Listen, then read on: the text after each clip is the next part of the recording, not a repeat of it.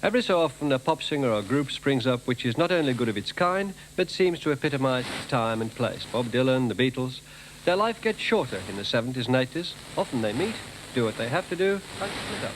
Rather like a bunch of like-minded talents coming together to make a clutch of television plays or movies. And so, to the Smiths. Formed in Manchester in 1982, disbanded in London a few weeks ago, just as they were about to move to a major record label. Morrissey, the singer and songwriter, Johnny Marr, the guitarist and music man. The song, witty, unexpected, viewed from a resolutely northern perspective, Morrissey became an unlikely star, promoting celibacy, literature, northern values and Coronation Street. The latest album, Strange Ways Here We Come, is considered their best. Their fans were articulate and obsessive. Their own influences you may find rather surprising. Older viewers could find them surprisingly comforting. Here then, Tony Knox's South Bank show film, The Smiths, from start to finish. Last night I went out walking, my intentions were to click. But the sights I saw while walking out, they nearly made me sick. I must admit I saw some girls, attractive little dears, arm in arm with ugly men with cauliflower ears. So if women like them, like men like those, why don't women like me? I would go out tonight, but I haven't got a stitch to wear. This man said it's gruesome that someone so handsome should care. Na, na, na, na, na, na. This charming man. Na, na, na, na, na.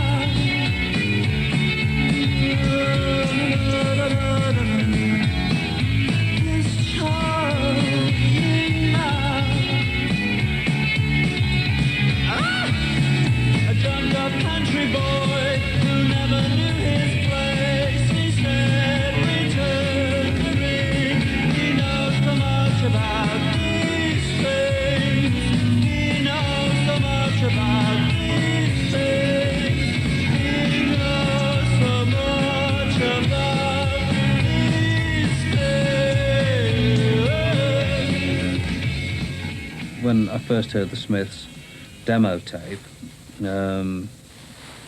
well, I had that kind of feeling, you know. You couldn't immediately say, oh, well, of course, they've been listening to the Velvet Underground or the Doors or somebody like that. It did seem to be something which had just arrived, which is one of the wonderful things that happens in pop music, you know, is the fact that things suddenly spring full-armed from the ground. Probably another misquote, but, I mean, you know what I mean, and appear to have not been influenced by anything that's preceded them. They've given rock music an Englishness that no other group has, not even the Beatles. Because the Beatles were singing in American accents, by and large.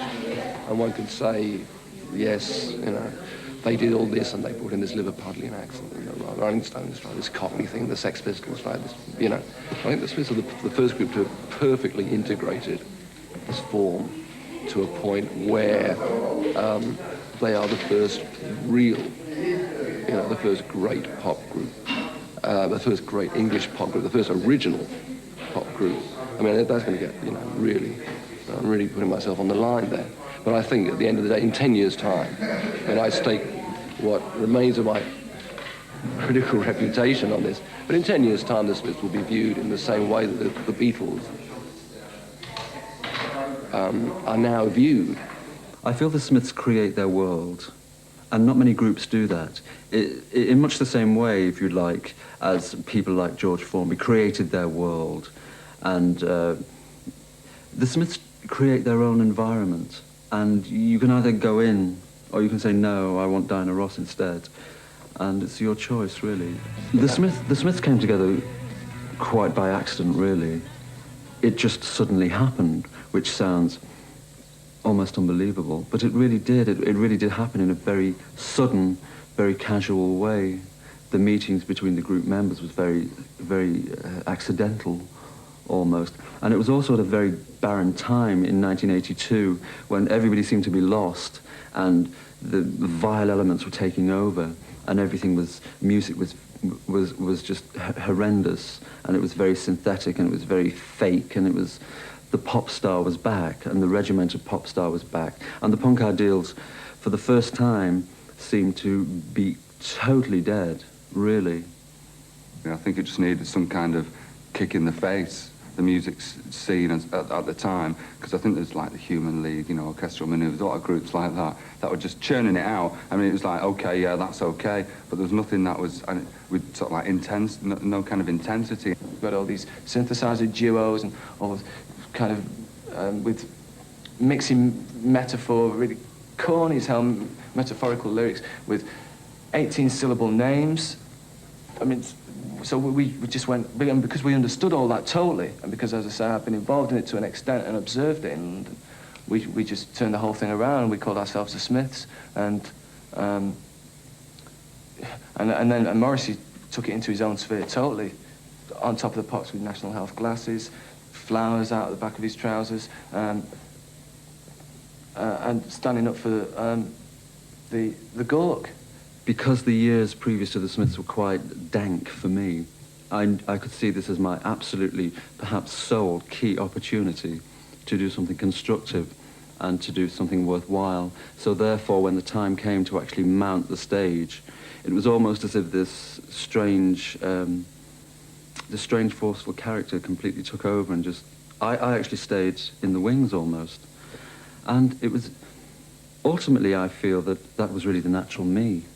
Because most people feel that when you go onto a stage, you act or you develop some kind of character. But I tend to do that when I'm off stage. And when I'm on stage, I can relax and just be the normal me. Whatever that may be, the abnormal me, perhaps. And on the face of it, we wanted to ditch everything that people superficially think is rock and roll. Leather trousers and long hair and drugs. But the most important thing of aspects of the rock and roll, i.e. the gang mentality, with something exclusive to say, and arrogance, was our forte and still is.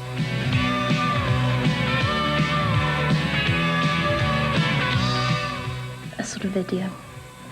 I took one look at Morrissey. I was sitting at the tea table at the time, and I couldn't believe it. This emaciated man hurling flowers about the place with this fantastic, you know, pale features and chiseled jawline, you know. I thought, he's for me. It's like sometimes if something's happened and you can go up to your bedroom, put the Smiths on, and you think, oh, well, thank God I've got Morrissey. Morrissey's still with me. He's like still saying them words to me. He's still there. And like even whatever happens, no matter what you're being through, Morrissey's always there to comfort you. He's always there to come out your speakers and sing to you. I wouldn't want to characterise a typical Smiths fan, but you could say that there were certain things that they would be interested in, like being different, like perhaps being rather more solitary. And those are perfectly honourable, worthwhile things. Well, male, as you say, late teens, lonely, dejected, failed in love, you know, very nervous, no confidence whatsoever, a box bedroom rebel. That's basically it, the stereotype. And that's not me. I don't think I'm a boy anyway. In a live capacity, the audience seems to be predominantly male, and it seems it can be a very celebratory event, almost violent, very very wild, which I'm quite happy about, because I think people don't really have many opportunities in life to let themselves go slightly and express themselves and step out of themselves and so on and be a little insane. There is a light that never goes out. Yeah, I mean, this is a song, I mean, and every night that I saw them play live, people were singing along to this song. They would go completely haywire. I mean, and the actual lyrics are a kind of, you know, a invitation to a sort of a double suicide. I think Morrissey has this very strange sense of humour, not a morbid sense of humour, but it's so straight, and he can say things so seriously, and yet maybe behind it all it's quite the opposite. And I think a lot of people totally misinterpret, totally, whatever he says and things he does. People, they choose to see, yes, the Smiths being very morbid and maudling and, you know, very northern and gloomy. And yet they're not. I mean, lots of Johnny's guitar playing is really jubilant and very celebratory. It's really beautiful. Lots of their music, when I hear it, it's really uplifting. I mean, on more than one occasion, I've actually laughed out loud at Smith's lyrics, and I don't often do that. I don't often laugh out loud at anything much. And I think that they're very funny lyrics, and I cannot understand why people assume that what they do is essentially miserable. I suppose because there are a lot of references to kind of death and pain and so forth in the lyrics, but again, it's done in the same sort of way as like books like The Loved One, you know, where it's sort of ironic, really, and I don't see them as being miserable at all. I get rather cross when people tell me they are. I dreaded sunny days, so I'll meet you at the cemetery gates. Keats and Yeats are on your side. Morrissey and I quite often, he'd just telephone and he'd say, oh, let's meet somewhere. We used to go walking on fine, sunny afternoon to Southern Cemetery in Manchester.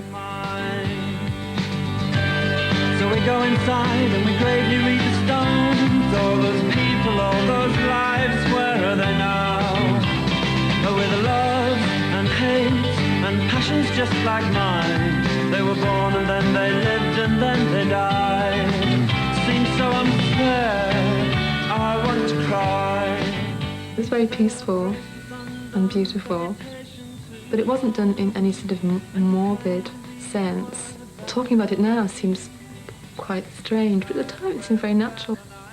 Or we'd go wandering in Moss Side and just, hours and days wandering, just the two of us, together, but very alone at the same time. It's like extremely intimate, but then extremely sort of very separate.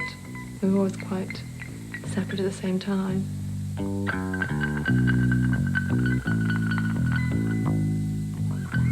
The death of a disco dancer. Well, it happens a lot round here. And if you think peace is a common goal, that goes to show how little you know. Well, we did, quite often go out. We said, let's, go out tonight. And there'd be all these sort of hairdressers in wonderful clothes, and they all look so happy, and they'd be dancing, drinking. Morrissey and I just sort of sat there like we're at a funeral. I never talk to my neighbour, I'd rather not get involved. I mean, we would follow people around, sort of like little lambs, sort of looking at them saying, oh, they're beautiful, and like we were looking through a window at somebody. He'd say, do you think they're really happy? And I'd say, well, I think so, I hope so. And he'd say, well, can we ever be like that? Could I ever be like that? And of course not. No, he can never be happy. I don't think. I pray to God that one day he's happy, but, it's taking a long time coming. I've never heard him say I love you ever in a song, or I don't like you. He never has said anything positive. It's kind of, he hides behind other people's experiences all the time. But I think that's what he's trying to say about himself each time. How do I write those songs? I write them in a very natural way, but in a very detached way also. But not to say that I simply sit down and guess. But it is very detached, which I think is also important, because not everybody has fantastically, endlessly romping private lives, as we know. There is a sort of ambiguity. I mean, you're never quite sure who he's singing to or who he's singing about.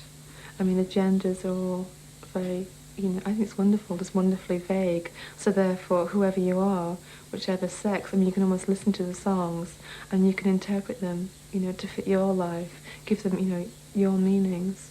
There's some very disturbing things going on in those lyrics. But from what I've gathered, I mean, Morrissey is very, very touchy about the whole male-female gender thing. He seems to think of view things as there is a third sex, which, that appears to be his belief. And it certainly works. It really works. I think, things like Handsome Devil, which is a You know, I mean, if the Rolling Stones had done that song, they would have never gotten away with a song like that. Never. I mean, if they'd have done that. Because it's, you know, I mean, it's basic homoerotic imagery. A boy in the bush, work two in the hand. I think I can help you get through your exam. Oh, you handsome devil.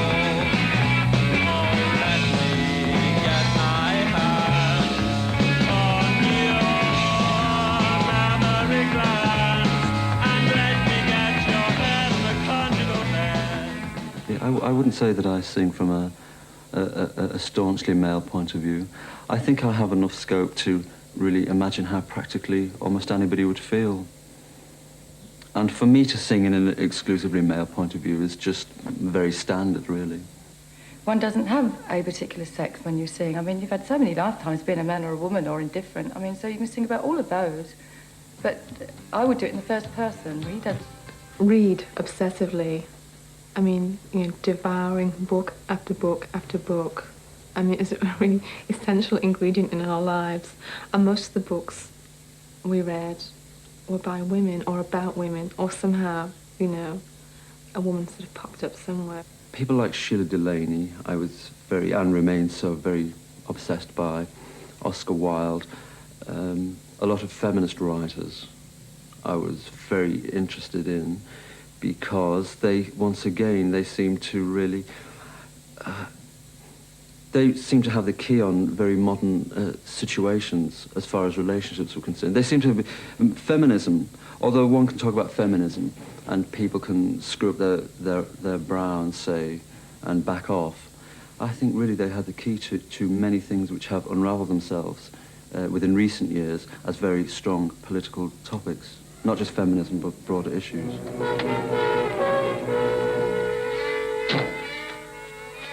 Now, don't keep me waiting. I want a drink. You've had enough. Look, I'm not hanging about in this filthy hole. Wait, where you like, then? Certainly Sheila Delaney and Alan Bennett, I see a great deal of similarity in the way they write and the view that they have. Very northern, very back garden, almost gossipy, and very entertaining. That's his influence, I suppose. You get out of here and go back to your fancy man or your husband or whatever you call him. Oh, I give you such a bloody good idea, and that's what you've gone short of. Don't throw yourself up for what you are. You couldn't wait, could you? And now look at the mess you've got yourself into. Well, get out of it without your help. Threw yourself at the first man you met. Yes, you're right, I did. You're man mad. I'm like you. You know what they're calling you round here? A silly little whore. They all know where I got it from, don't they? Oh, I'll knock your bloody head off. Get out. Go on! Stop shouting at each other, will you? Oh, shut up. We enjoy it. I can't really seem to write from a point of view that's completely detached from the solid Manchester thing and all those old bonds and all those things that perhaps I never really liked. But it's just something like, it's like your kidneys. They're just there and you have to put up with them. Because of this constraint, especially living in Manchester where the sex roles are more, you know, clearly defined and, you know, the lads go, you know, whatever, to the pub and, you know, it's so sort of clear-cut here. And if you do anything slightly different, you know, people do notice and do talk. And, you know, so I'm sure Morrissey was well talked about. Certain violent expressions that people have, sometimes I can really understand them, because sometimes, and certainly when you're like Arthur Seaton from a working class background, you have to be very overexpressive and you have to be overtly demonstrative in order to get anywhere or to be heard and so on.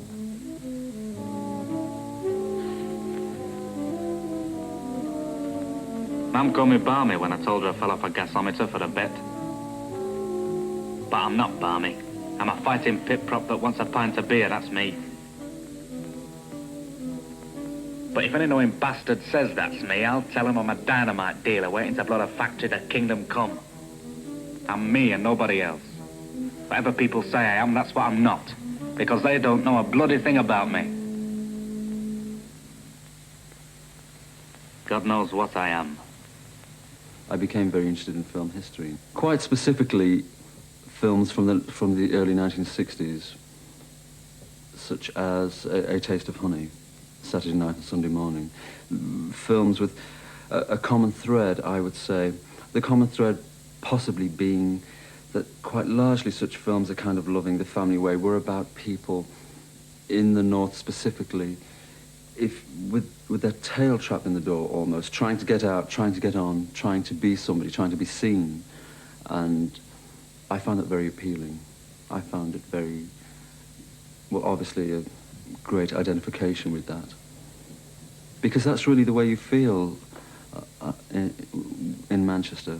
Shaddy, addy, addy, addy, addy, like your life. Oi, shadows!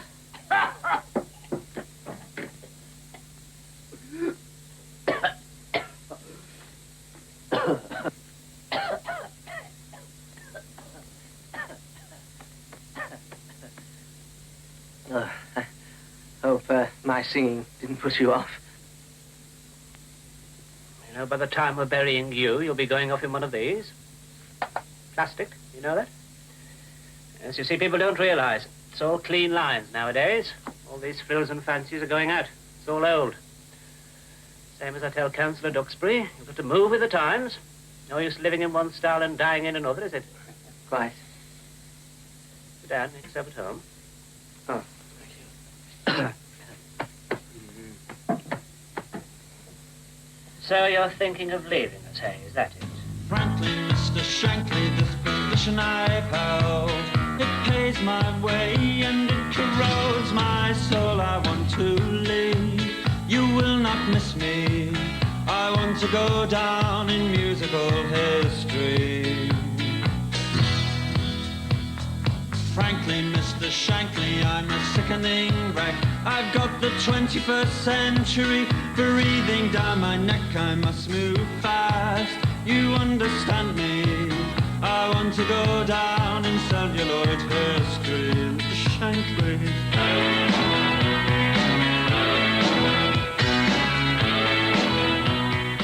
I grew up in the Old Trafford, Stretford areas of Manchester.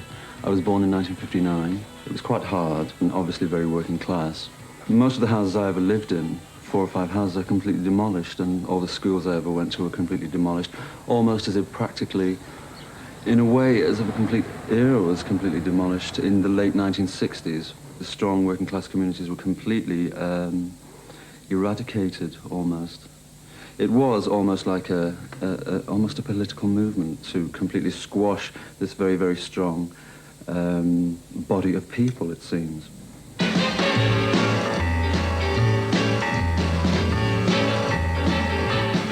As I began to buy records in 1965, very obvious pop things of the time, which were the most important things in life to me. And it always remained so. All the records I bought, they were friends. These people knew me and I knew them, and they were in my life.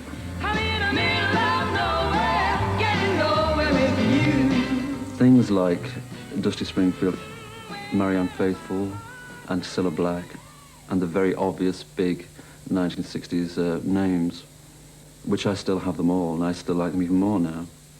Sandie Shaw. She seemed to have a particular street sense.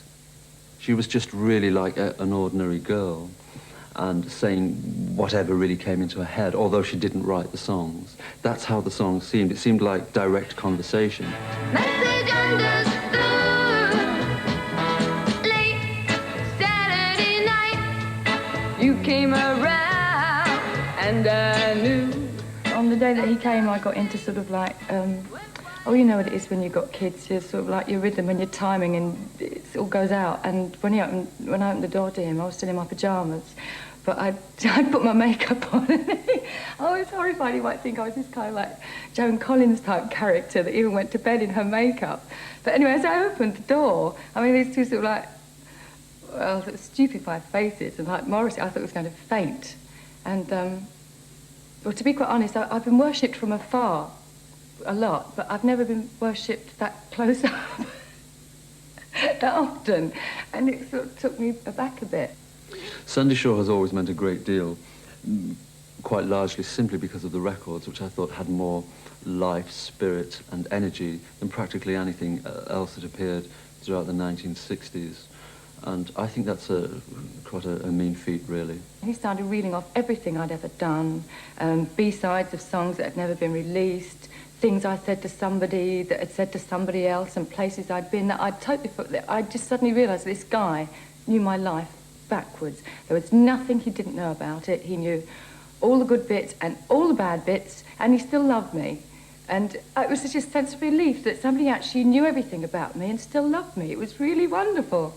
And from that point, I began to trust him. I didn't trust his music at that point. I just trusted him, and I thought, well, at least it's going to be a giggle.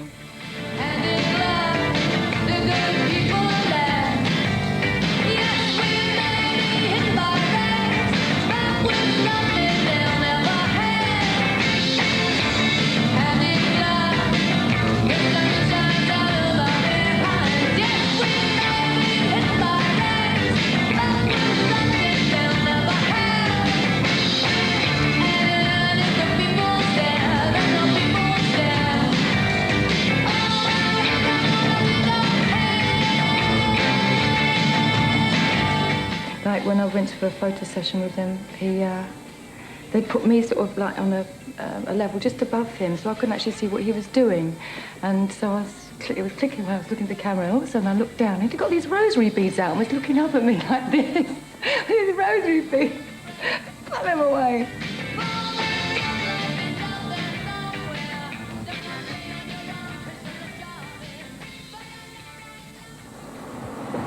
I read something about you somewhere. Where was it? And it said that you're more religiously inclined than you think. Something. Somewhere. So how much does being a Jehovah's Witness actually help you? Oh, a great deal. It was an effort first off, Morrissey. It was a good 4 years effort. Now it comes easy. I enjoy it. And you know I like people, many other actually. people who are Jehovah's Witnesses? Oh, yeah. It certainly is. 3.5 million of us. I have always admired Viv Nicholson because of her background and the way she fought against her background of total poverty and practical destitution. I was happy in the haze of a drunken hour, but heaven knows I'm miserable now. Her whole story of winning the polls and her husband's dying and the disasters that followed, and the way the newspaper tabloids haunted her and tried to drag her down and decry her as an individual. But constantly, through the face of this disaster, she had a remarkable resilience and fortitude and humour and a great sense of living, which I think is quite rare. I've come, when the money's gone down, I come down, you know. You can only be there if you've got it, so you come down in stages, and that's how I got down to where I am. It's the rock bottom now. But I'm enjoying it. I just feel trapped, you know. And it's nice to say, would you like to come to London to sit with Morrissey in a car, you know? And, Sure. it gets me out. In my life, oh, why do I give valuable time to people who don't care if I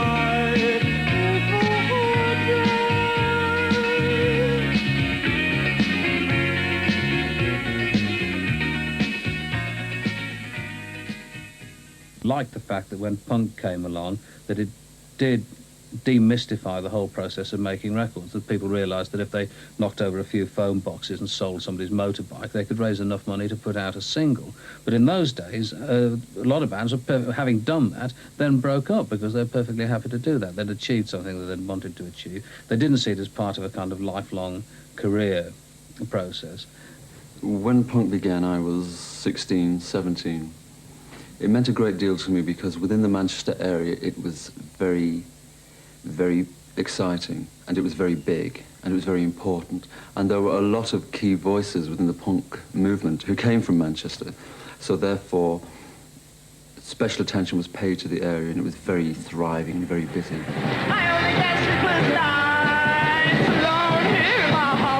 Here were people practically in one's own backyard who were suddenly known throughout the country, because there you could see possibilities for yourself, if you like. What do I get? Oh, what do I get? Chicken guitar solo.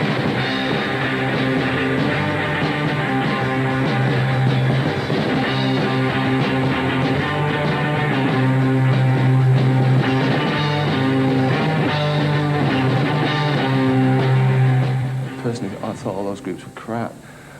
Because it was at a time when I was getting into crafting songs and writing chord changes and moving things towards middle eights and all those technical building of songs kind of techniques. And none of those groups could do that. I mean, I understand now that it was probably a good thing for music, but at the time it meant nothing to me.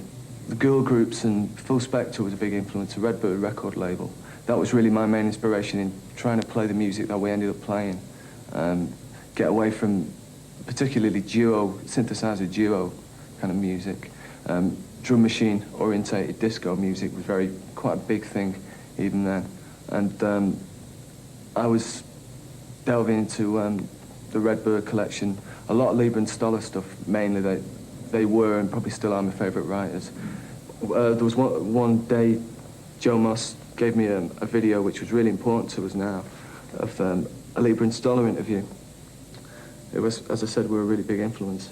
And where one of them, I can't remember which, said he just got to the point where he knew who the other guy was and they hadn't met, and he thought, well, if we're ever going to get together, I'll just go over there and knock on his door and say, you know, let's get together and write songs. Which sounded very, very idealistic, but it caught my imagination, probably because I was, and I'm a very idealistic kind of guy, and so that's what I did. I think Johnny was the instigator, really. You know, he just went round and knocked on Morrissey's door, basically. Then he got the mic in, and he phoned me up. Learn to love me and assemble their ways. Now, today, tomorrow, and always. My only weakness is a listed crime. But last night the plans for a future war was all I saw on Channel 4. Sharp lifters of the world, unite and take over. Sharp lifters of the world, hand it over, hand it over, hand it over.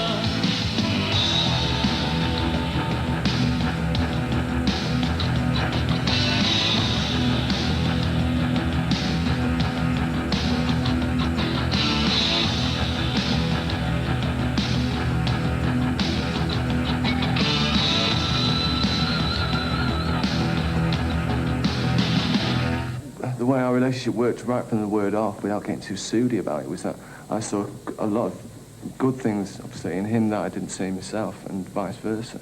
And he didn't say much, and he just let me tell him what I wanted to do, and just sat and kind of watched me and checked out my shoes and checked out my hair and all those things. And I was taking quite a chance because I was very, very fashion conscious and had a very strong image.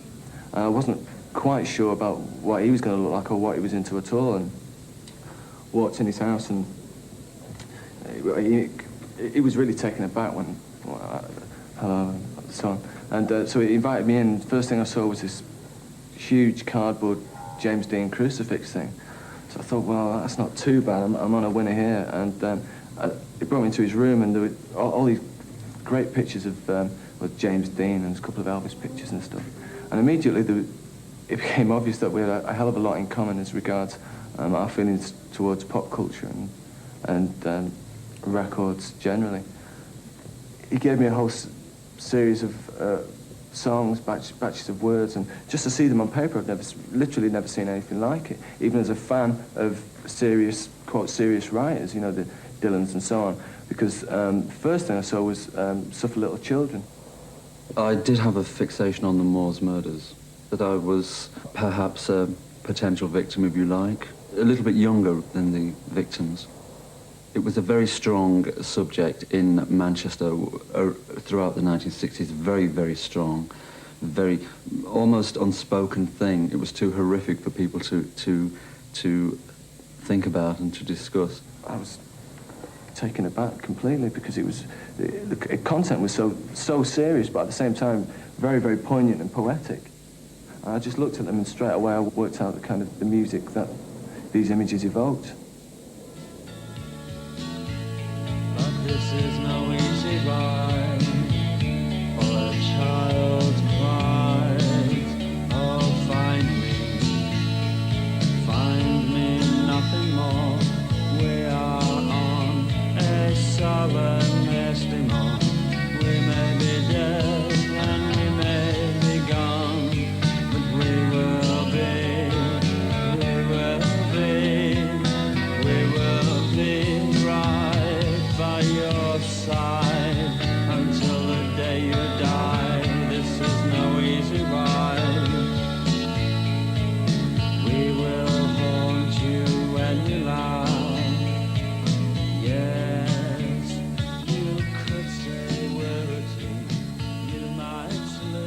our immediate goal was for there to be a single with a great song on the A side.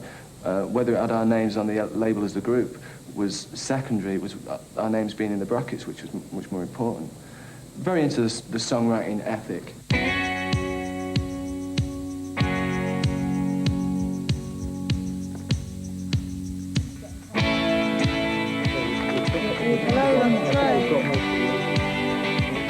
In spite of strong interest from major record companies, the Smiths signed with the independent label Rough Trade. Morrissey was able to have complete control over their record sleeves, which featured a series of cover stars rather than the group itself.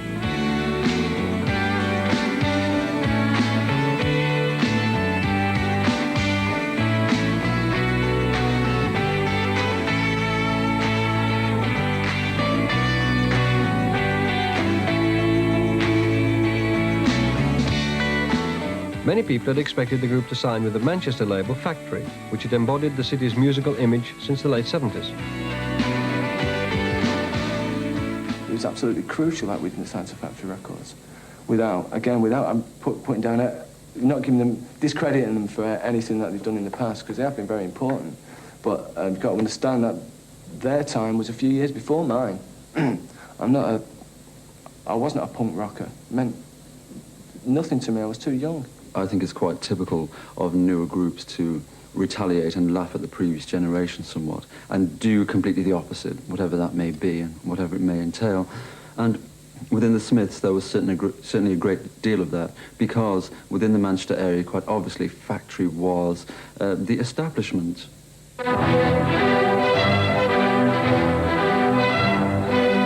The Smiths quickly achieved a degree of success that was unprecedented for a band on an independent label.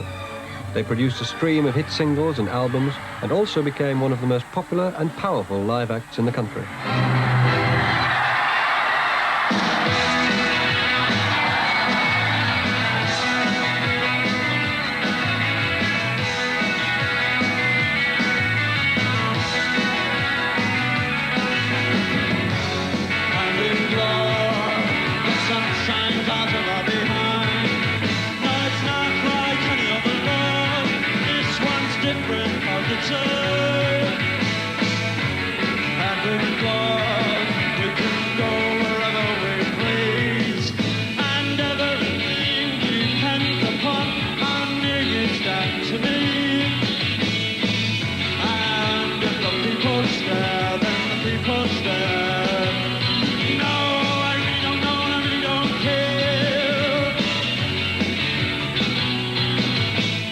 I felt that we had something that was ours exclusively. Image-wise, beads, a certain kind of femininity, and something which was no one else could really grasp, and which was like totally ours, and which belonged not to like just Manchester young people, but to my friends. I thought it was quite important to come forth and confront people and to look people in the eyes and say quite specific, strong things, instead of poetic, esoteric, veiled things that people had to, people needed streams of notes to understand. It was very important just to say, but with words, of course. This beautiful creature must die. This beautiful creature must die. A death for no reason, and death for no reason is murder. And the flesh you so fancifully fry is not succulent, tasty or kind. It's death for no reason, and death for no reason is murder. And the card that you carve with a smile, it is murder. Once it gets into people's living rooms, and it's curious, and it's not instantly definable and instantly not able to instantly categorize it, people get confused and unfriendly. once a band that has started out on the programmes that I do, or on the programmes that Kid Jensen and now Janice Long do, starts to achieve some kind of success outside that kind of nighttime Radio 1 area, it's very convenient for DJs and producers who don't like it to say, oh, well, this is a kind of John Peel band, and therefore to not programme the records. I think the Smiths are possibly the only group who has been continually successful in a chart sense without the aid of daytime radio. And now things do not improve because daytime radio DJs are perfectly aware of the fact that the Smiths exist in a world that's totally separate to theirs. When you move in such a pleasantly smooth and monotonously organised institution, if you like, and if you don't really quite flow with that, you do seem to be, shall we say, a troublemaker. It's like all those old film stars who had their own notions about what they wanted to do. They were box office poison because they really knew how this film should go. And anybody who has any degree of inner control over their own art, well, it's hard really to fit them into the pop world because obviously the pop world, quite sadly, is one of little depths, shall we say.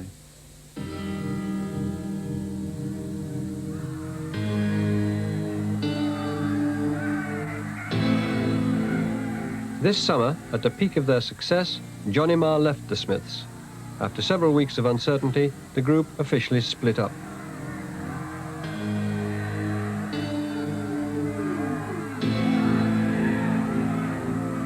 It was the end of the most original English band of recent years.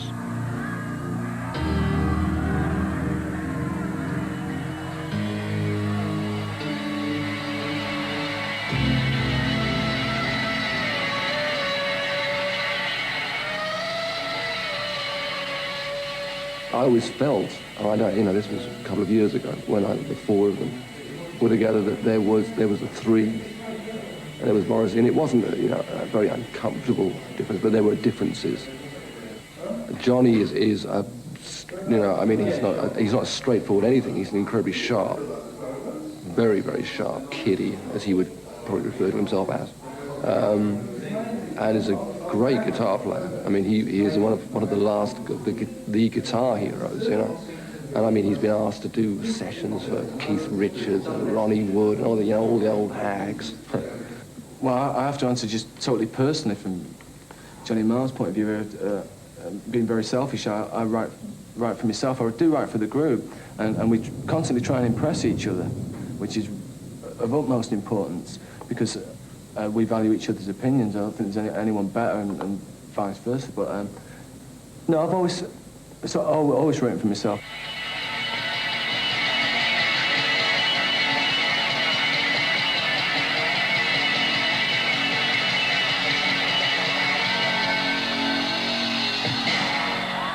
The way I see the whole spectrum of popular music is that it is slowly being laid to rest in every conceivable way. Even when you look at Madonna, I mean, Madonna I don't think could ever happen again, a Madonna figure. It seems like the final female pop icon, if you like. I mean, what could follow Madonna in that sense? So, with the Smiths on another level, I really do think it is true. I think this is really more or less the end of the story. Ultimately, popular music will end. I mean, that must be obvious to almost anybody. And I think these, the ashes are already about us if we could but notice them.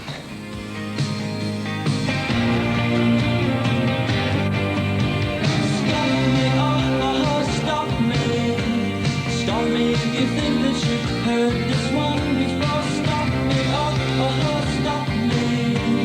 Stop me if you think that you've heard this one before.